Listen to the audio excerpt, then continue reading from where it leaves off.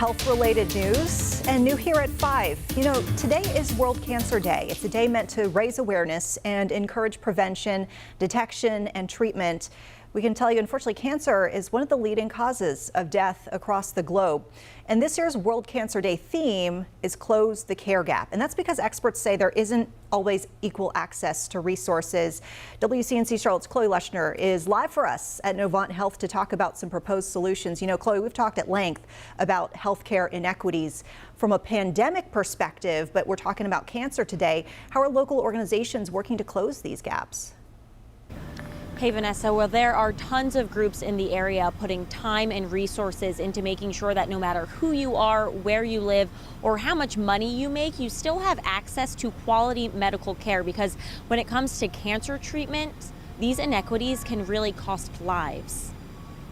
With a cancer diagnosis, time is of the essence. Cancers that are detected earlier are easier to treat or even cure. Barriers to healthcare exist, and they waste that precious time. Barriers in education, health literacy, physical proximity, meaning are they far away from these services that they need? Cost and socioeconomic barriers. Novant Health medical oncologist Dr. Keith Shensky says low-income people of color are disproportionately impacted.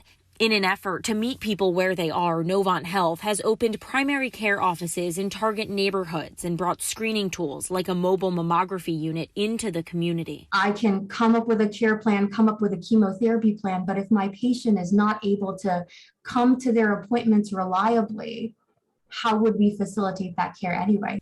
They're supported by a number of organizations working towards the same goal. Some, like Angels in Disguise, offer rides to appointments. The American Cancer Society has a volunteer program for that and is a 24/7 resource of information to help guide people in the right direction. If we're going to make real progress and make sure that everybody gets hope after cancer diagnosis, we have to make sure that we are closing those gaps so that people can get to treatment, they can find their cancers, they can get back on track after cancer.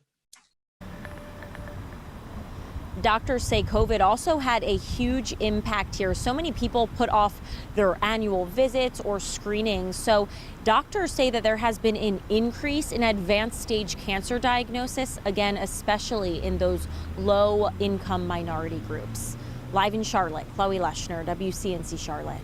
Chloe, thanks. Right now, the South Carolina